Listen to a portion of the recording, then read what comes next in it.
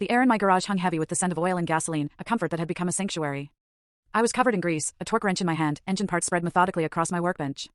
That's when Chloe stood in the doorway, phone clutched in her hand, a familiar, impatient look on her face. "I can walk away," she said, her voice laced with that practiced edge.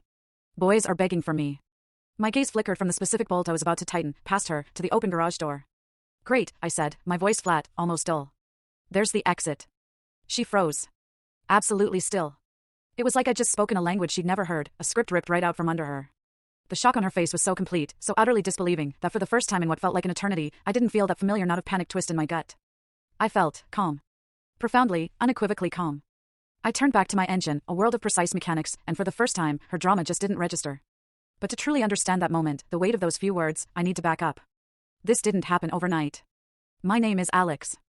I'm 29, a mechanical engineer in Denver. Stable job, decent salary, the kind of life where you can actually plan for the future. I've always been drawn to how things work, to problem solving with my hands. My garage, filled with tools and parts, had become my refuge, especially after I bought an old Harley that needed serious love. There's something incredibly therapeutic about tearing down an engine, meticulously tracing electrical issues, getting everything to hum perfectly again. Engines, I've learned, don't manipulate you. They either run, or they don't. Chloe, she was different. A freelance social media manager, an influencer. Her income ebbed and flowed, her whole world was about image. I met her about a year and a half ago at a trendy coffee shop in downtown Denver. She was meticulously photographing her latte for Instagram.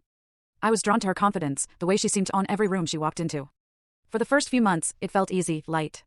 We'd order takeout, watch movies, and I genuinely thought I'd found someone special. 8 months in, she suggested moving into my 2-bedroom loft.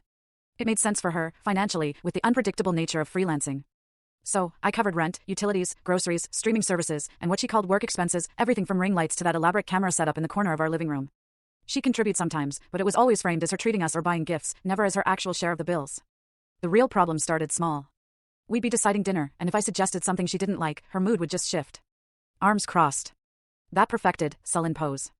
And then, the deliberate pause. She'd pull out her phone, scrolling through her Instagram DMs, making sure I could see the screen. Messages from random guys would flash, fire emojis, comments like, "Marry me," or "Let me take you to Aspen." Then she'd look up, a sigh, and say, "I don't have to deal with this." And like an idiot, I'd backtrack, cancel whatever I'd planned, apologize for crimes I hadn't committed. It became her nuclear option for every tiny disagreement. I wanted to work on the bike that Saturday. She wanted me at some downtown rooftop photoshoot as her accessory. Threat. I suggested pizza instead of an expensive restaurant. Threat.